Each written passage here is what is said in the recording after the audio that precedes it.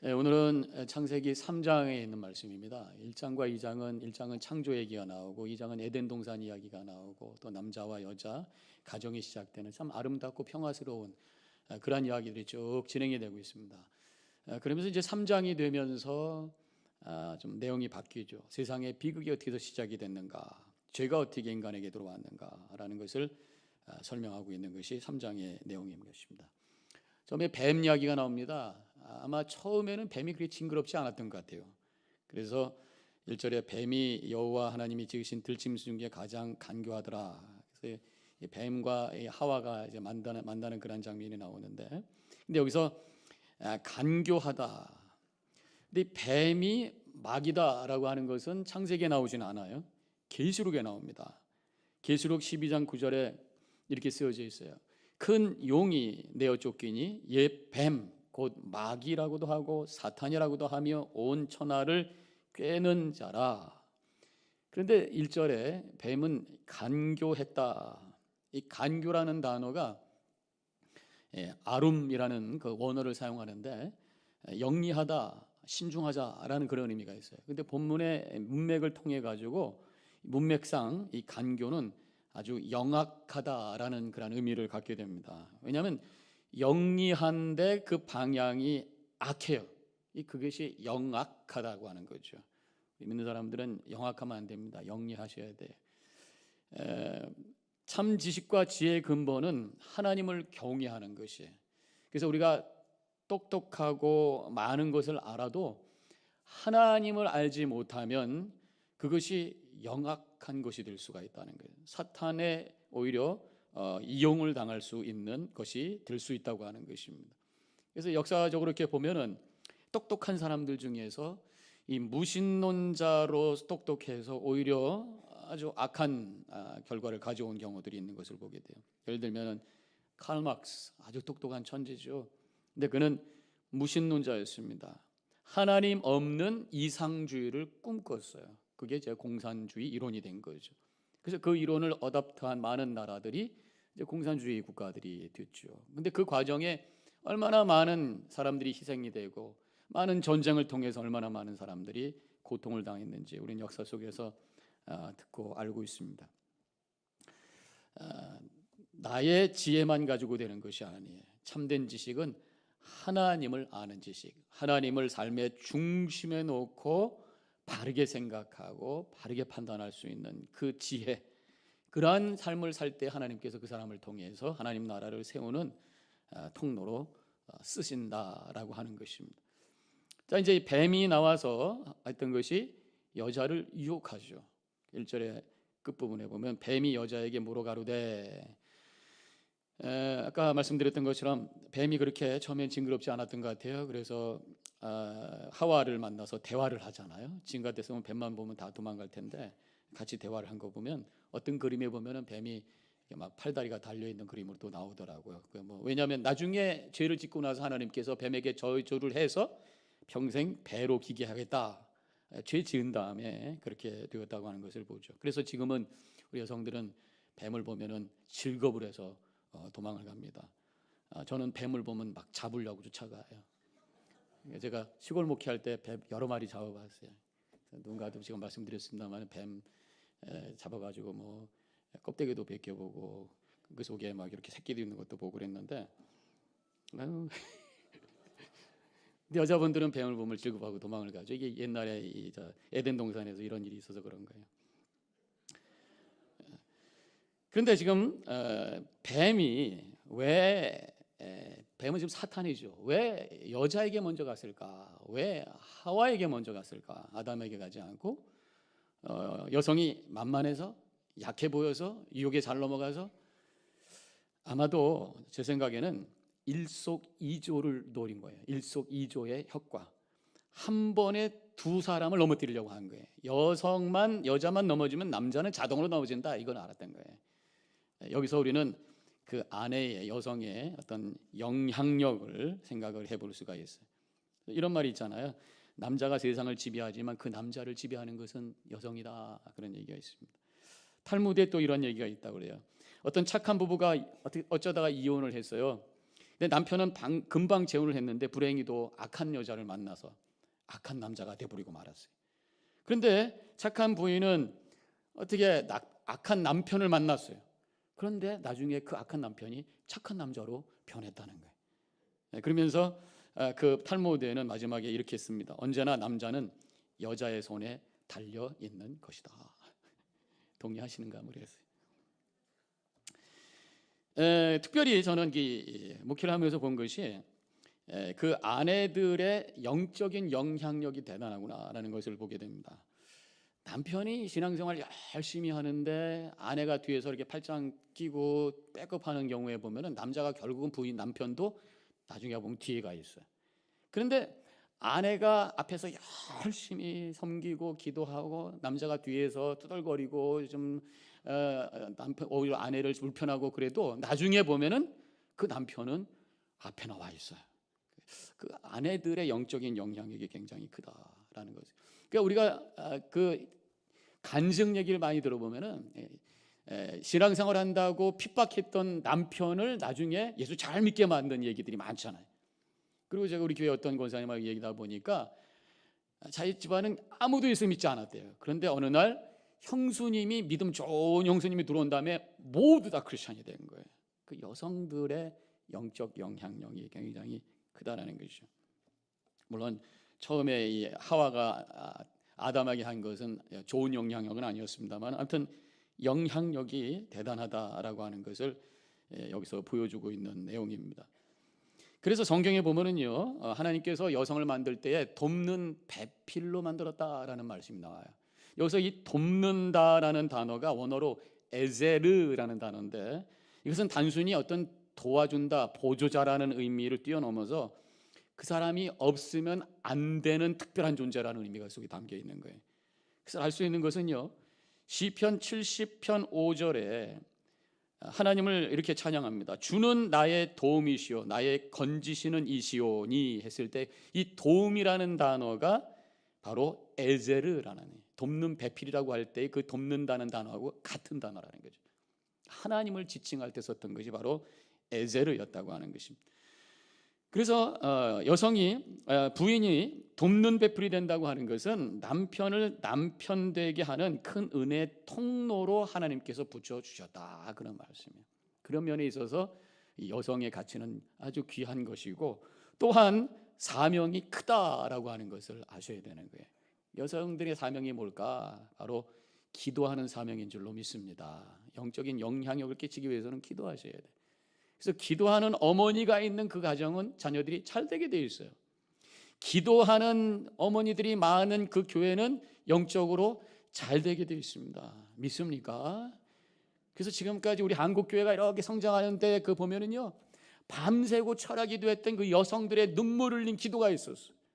많은 성도들의 교회 가정들이 축복받았던 거는 눈물 뿌렸던 그 어머니들의 기도가 있어요. 아마도 여러분들이 이 자리에서 신앙생활하는 것도 기억해 보세요. 어머니의 눈물이 있었어요. 제가 목회하는 것도 보면 우리 어머니의 눈물이 있어요.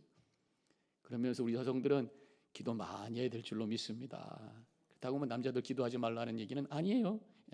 저희 교회엔 이상한 특징이 있어요. 새벽 기도에 남자들이 막 제가 오기 전에 저 때는 경험이 없었는데 어떤 장로님이 그랬습니다. 어떤 날은 남자들만 새벽 기도 와서 기도해야 돼요.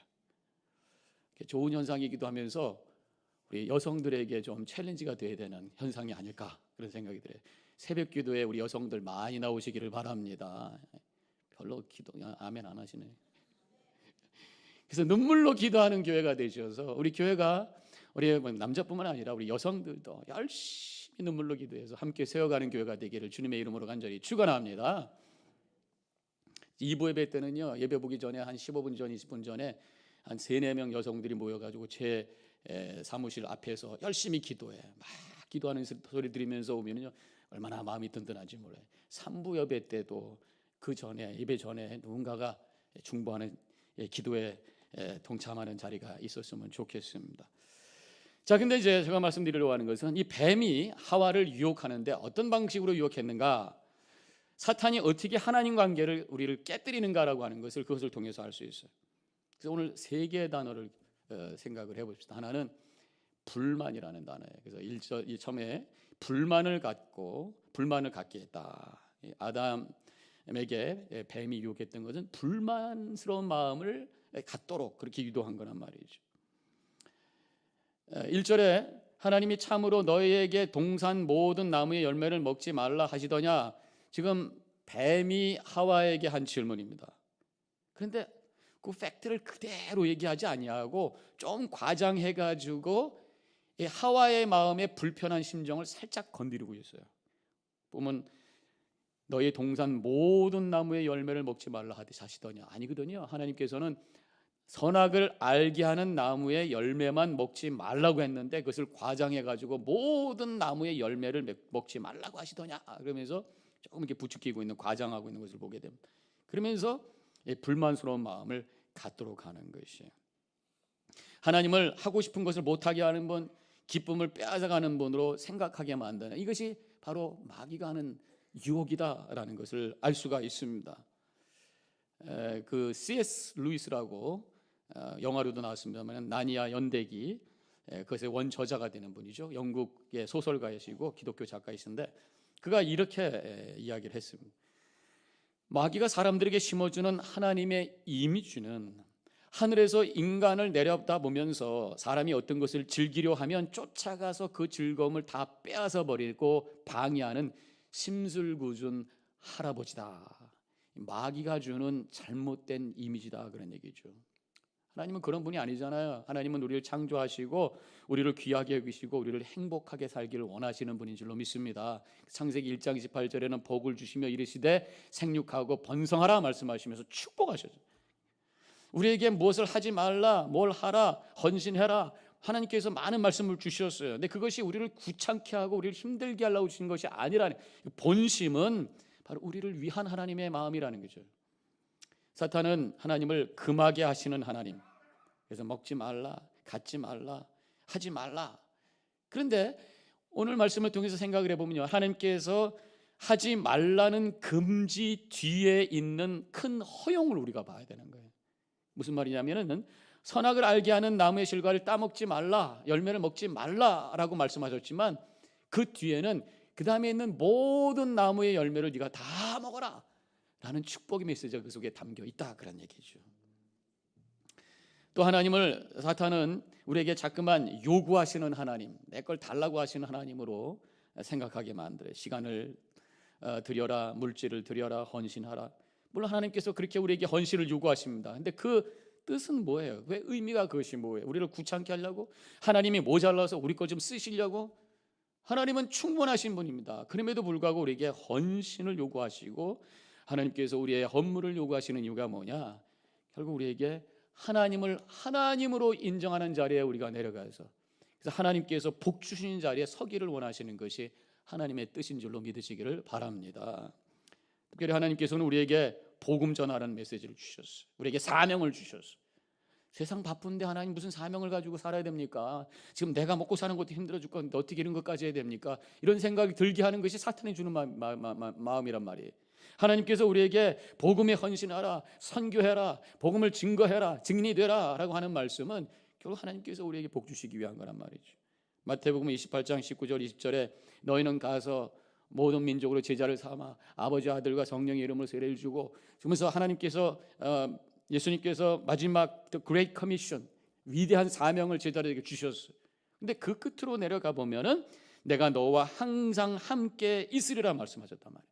그 전도와 선교의 사명은 하나님 나라를 세워가면서 동시에 하나님께서 함께 우리와 사역하시며 함께 우리와 동행하시며 함께 우리와 교제하시고 우리 가운데 임하시기를 원하시는 것이 하나님의 뜻인 줄로 믿으시기를 바랍니다. 제가 7.1절 교회 있을 때 한국에서 오신 대구 사랑의 교회 현영일 목사님이라는 분이 오셔서 전도 세미나를 하시면서 간증을 했어요. 그분이 교사 출신이었었는데 하나님의 부르심을 받고 목회를 시작합니다. 지하실에서 시작을 했어요. 근데 그가 아주 전도의 사명이 있다고 하는 것을 깨닫게 되면서 이제 전도를 막 하니까 막 교인들이 모이기 시작하고 교회가 성장을 합니다. 그랬더니 다른 교회 이제 목사님들이 또 다른 교회 성도님들이 그걸 알고 초청을 하는 거예요. 어떻게 하면 전도를 잘합니까? 그래서 전도 세미나 강사가 됐어요. 그래서 한 5, 6년 정도 만에 그분이 1000번 이상을 다른 교회 다니면서 세미나를 인도한 거예요. 아니 그렇게 세미나를 인도하면 도대체 본인 교회 목회는 어떻게 했을까? 교회가 어떻게 됐을까? 그런데도 불구하고 교회가 성장하더라 그런 얘기예요. 그리고 동시에 그 목회를 열심히 하고 많은 일을 하다 보니까 아이들에 대해서 소홀히 하고 제대로 아이들을 케어를 못했다는 거예요. 또 이사도 많이 하고. 그런데 아들이 서울대학 가더라 그런 얘기란 말이에요. 그러면서 본인의 간증은 뭐냐면 하나님께서 가장 원하시는 복음 전하는 일을 하다 보니까 영적으로 깊어졌고 하나님께서 목회도 복 주시고 가정에도 복 주신 은혜 가운데 살게 되었습니다라고 하는 간증을 그가 했었던 것을 제가 들었습니다. 마귀는 그런 하나님의 깊은 뜻도 모르고 하나님은 못하게 하는 분, 우리에게 달라고 하는 분, 이것저것 자꾸만 시키는, 우리에게 불편하게 하는 분, 부담스럽게 하는 분이라고 느끼도록 우리를 자꾸만 유혹한다는 거예요. 그런 유혹이 올 때마다 예수의 이름으로 물리치시기를 주님의 이름으로 간절히 축원합니다. 그래서 우리가 가져야 될 하나님의 궁극적인 이미지가 있어요. 사탄은 우리를 불편하게 하는 그러한 불편하게 하는 할아버지 같은 이미지를 갖고 만드는 것이 사탄이 하는 일이라면 우리는 궁극적으로 성경을 통해서 우리가 붙잡아야 될 이미지는 그런 것이 아니. 예수님께서 소개해 주신 하나님의 이미지는 누가복음 15장에 나오는 거기서 두 가지를 찾아볼 수 있어요. 한 가지는 좋으신 아버지, 탕자에 비해서 나오는 떠났던 아들을 기다리는, 아들이 돌아왔을 때 맨발로 뛰어가서 그 아들을 끌어안으면서 용서하시고 눈물을 흘리면서 품어주시는, 용납해 주시는 그 아버지, 그분이 우리의 하나님이신 줄로 믿습니다. 또 한 가지는 누가복음 15장에서 나오는 하나님의 이미지는 바로 선한 목자. 우리 교회 앞에 있는 그림도 바로 그거였습니다만, 선한 목자, 잃어버린 한 마리의 양을 찾으시고 모든 양떼들을 끌고 푸른 초장과 잔잔한 물가로 인도하시는 목자, 좋은 것 필요한 것을 공급해 주시는 하나님, 그러한 분이 우리의 하나님이신 줄로 믿으시기를 바랍니다. 그래서 야고보서 1장 17절에는 이렇게 쓰고 있습니다. 다 같이 함께 읽겠습니다.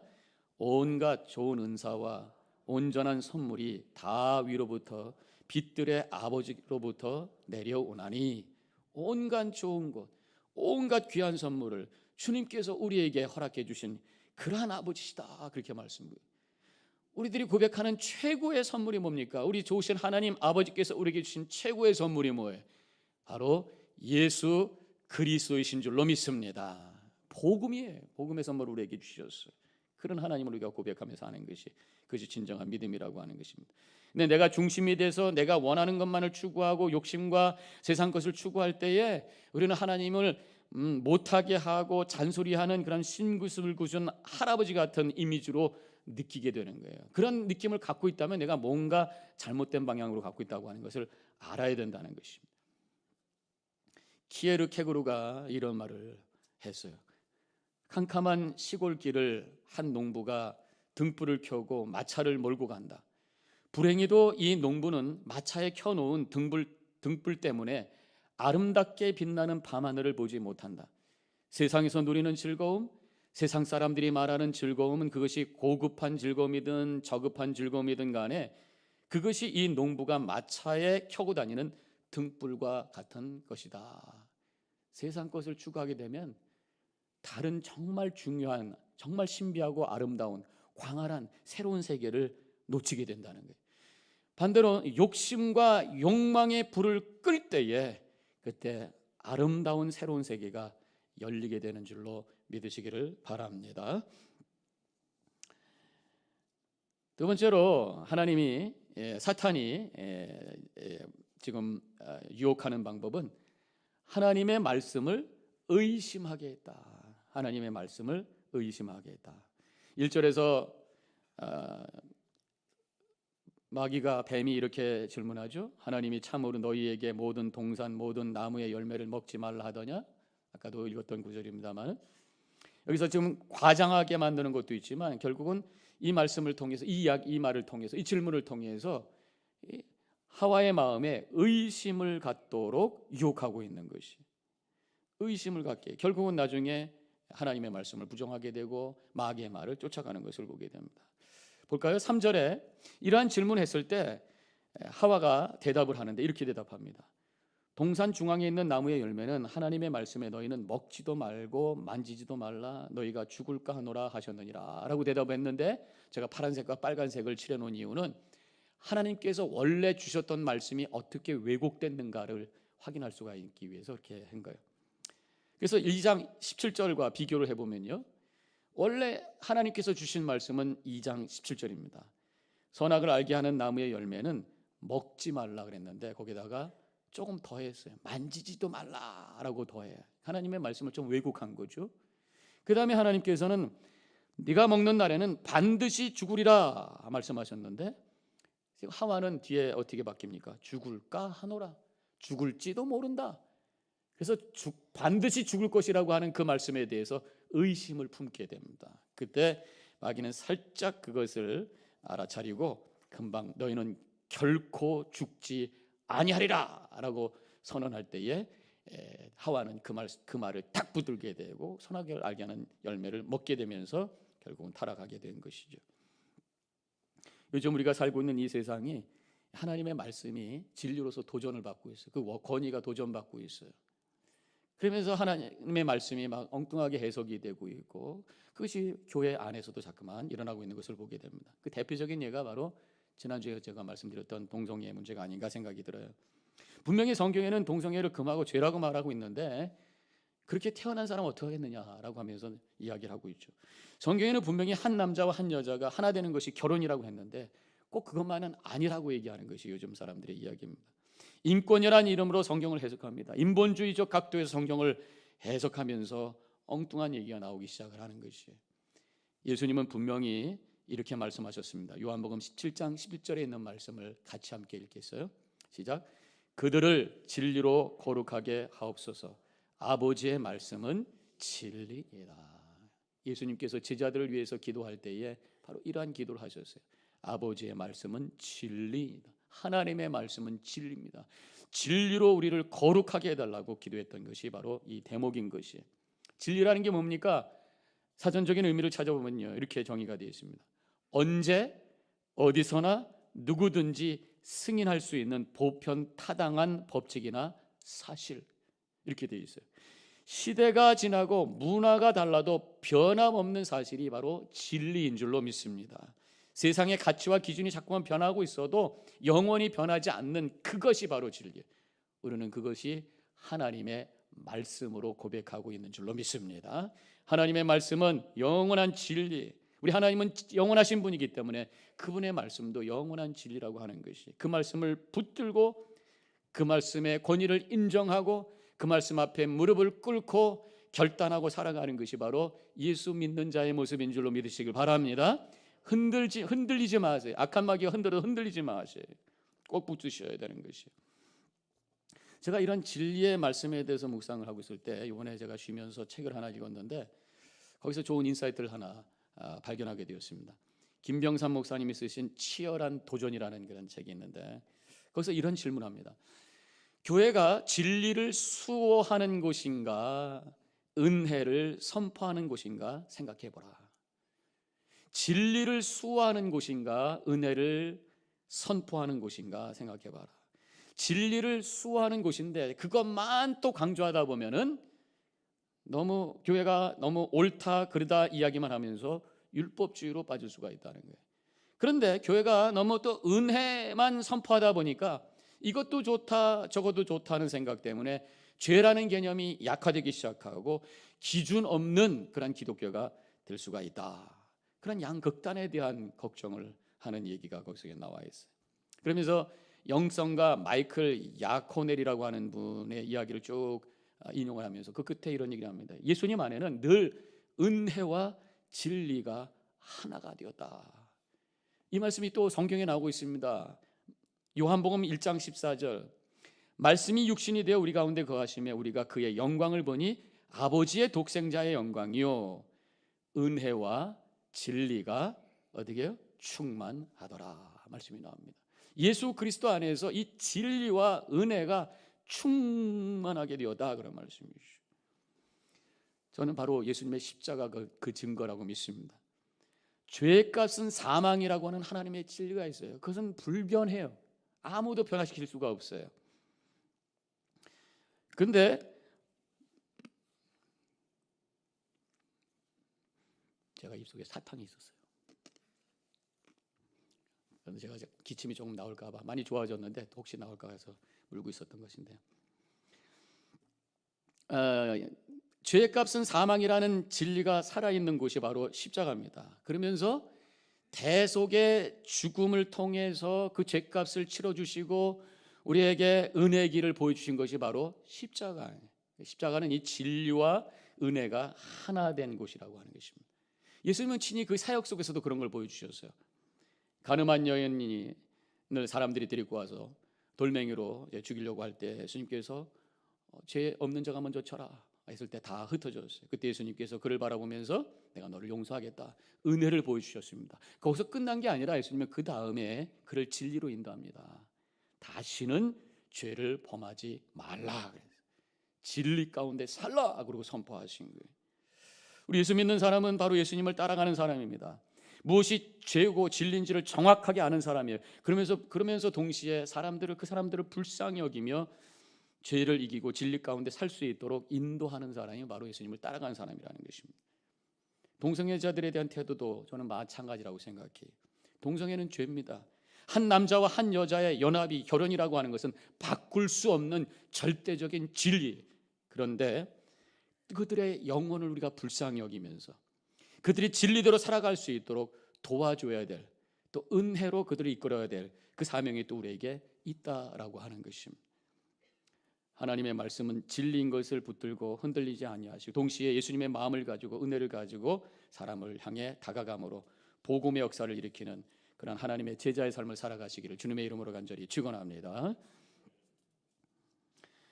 마지막으로 뱀이 하와를 유혹한 방법은 교만이었어요. 교만하게 만들었습니다. 5절에 뱀이 말하기를 너희가 그것을 먹는 날에는 너의 눈이 밝아져 하나님과 같이 되어 선악을 알 줄을 하나님이 아심이니라 그랬어요. 하나님이 된다는 건 뭡니까? 모든 것을 다 하고 모든 것을 다 할 수 있다는 거예요. 최고의 기쁨이 될 수 있어요. 그러나 최고의 죄악이 되는 순간이에요. 왜냐하면 내가 하나님이 되는 순간 나는 하나님이 필요 없다라고 하는 순간이기 때문이죠. 사탄의 메시지가 바로 그겁니다. 당신도 하나님이 될 수 있다. 하나님 없이도 네가 최고로 살 수 있다. 그러면서 교만하게 만드는. 그렇다고 우리가 아무것도 할 수 없다 비관하면서 살라는 말도 아니죠. 그래서 빌립보서 4장 17, 13절에서는 이렇게 쓰고 있습니다. 다 같이 함께 읽도록 하겠습니다. 내게 능력 주시는 자 안에서 내가 모든 것을 할 수 있느니라. 앞에 부분이 사라지면 큰일 나요. 내가 모든 걸 다 할 수 있어요. 그러나 내게 능력 주시는 주님의 은혜요, 그 능력 가지고 살 때 나는 모든 것을 이길 수 있습니다 라고 고백하는 것이 진정한 믿음의 소유자인 줄로 믿으시기를 바랍니다. 하나님같이 된다고 하는 것은 내가 세상의 중심이 되는 착각 속에 들어가는 거예요. 우리가 태양을 보면은요, 태양이 나를 중심으로 해서 돌아가는 것 같아요. 그건 착각이죠. 우리가 높이 올라가 보면은 우리가 태양을 향해서 돌고 있다고 하는 것을 보게 되는 것이. 우리가 그냥 우리의 눈으로 보면은 모든 것이 내 중심으로 돌아간다고 착각할 수 있어요. 그러나 눈을 감고 영적으로 높이 올라가 보면은 모든 것이 하나님의 섭리고 하나님을 중심으로 해서 돌아간다고 하는 것을 우리가 고백하게 되는 것이죠. 그것이 영성이고 그 자리가 바로 겸손의 자리인 줄로 믿습니다. 하나님같이 된다고 하는 것은 선악의 기준이 내가 된다는 것입니다. 내가 선악의 기준이 되면은 정죄하게 돼 있고, 2주 전에 제가 말씀드렸던 것처럼 정죄는 반드시 미움으로 흘러가게 되어 있습니다. 우리는 내가 판단한 것이 아니라 그저 나는 하나님께 순종하는 삶을 살아야 합니다. 하나님의 뜻에 내가 순종하는 것이 중요한 거예요. 다른 사람 옳고 그름을 내가 판단하는 것이 아니라 내가 하나님께 순종하고 살고 있는가, 이것이 우리가 씨름해야 될 이슈라고 하는 거죠. 내 중심적으로 판단할 때 갈등이 만들어지고 결국 하나님과의 관계까지도 문제가 생깁니다. 교만해질 때 결국 하나님 앞에 하나님을 판단하는, 하나님의 구원의 뜻을 막아버리는 결과를 가져오는 거예요. 우리는 옛날 예수님 당시에 유대인들의 모습을 통해서 알 수 있잖아요. 그들이 교만했기 때문에 결국 예수님까지도 십자가에 죽게 만드는 그러한 결과를 가져왔던 것을 보게 됩니다. 이런 얘기가 하나 있어요. 의인이라고 생각하는 사람들이 천공문 앞에서 서로 먼저 들어가려고 밀쳐대고 있었습니다. 자기들의 처소가 준비되었다고 믿었던 사람들이, 그때 한 부류 사람들이 먼저 자기들의 앞에 이렇게 들어간 거예요. 유명한 사람도 아니고 배운 사람도 아니고 평범한 사람들도 아니고 별로 신앙생활 열심히 했던 사람들 같지도 않습니다. 그들이 먼저 들어간 거예요. 그러니까 지금 남아있던 사람들이 막 동요가 생겼어요. 아니 저런 사람들이 용서받다니, 아니 저런 사람들이 먼저 영접을 받다니, 하나님 그러면 우리가 지금까지 노력한 거 다 헛겁니까? 하나님 하나님 틀렸습니다. 하나님 그것이 잘못입니다. 막 소리 지릅니다. 그 순간에 하나님을 정죄하는 죄인으로 유죄 판결을 받았다, 이런 글이 있어요. 정죄는 반드시 미움으로 흘러가고, 그래서 결국은 갈등하게 되고, 결국은 하나님 앞에 죄를 만들어내는 결과를 가져오게 된다고 하는 것입니다. 교만한 자리에 머물러 있으면 안 되는 것이, 거기 있으면 은혜가 흘러갈 수가 없어요. 낮은 곳에 있어야 거기에 하나님의 은혜가 흘러가게 되는 줄로 믿습니다. 저는 그런 생각해봐요. 에덴 동산이 어디 있었을까? 산 꼭대기가 아니라 산 아래 계곡에 있었던 것이라고 생각합니다. 왜냐하면 성경에 보면 에덴 동산에서 물이 흘러가요 하는 말씀이 나오잖아요. 물은 산 꼭대기에 올라가 있지 위에서 흐르지 않습니다. 계곡에서 흘러요. 낮은 곳에 우리가 내려갈 때에 그때 하나님의 은혜가 보이고 십자가가 보이고 예수 그리스도가 보이고 예수 그리스도의 보혈의 능력이 경험되기 시작하면서 우리 삶 속에 새로운 에덴 동산이 회복되는 역사가 일어나게 되는 줄로 믿습니다. 행여나 우리 마음속에 불평하는 마음, 의심하는 마음, 교만의 마음이 생길 때마다 예수 그리스도의 이름을 붙들고 사탄아 물러가라 선포하시고 승리하시기를 바랍니다. 그래서 불평이 아니라 격려, 의심이 아니라 확신, 교만이 아니라 겸손함으로 에덴 동산을 세워가는 복된 삶을 살아가는 여러분들과 제가 되기를 주님의 이름으로 간절히 축원합니다. 기도하겠습니다.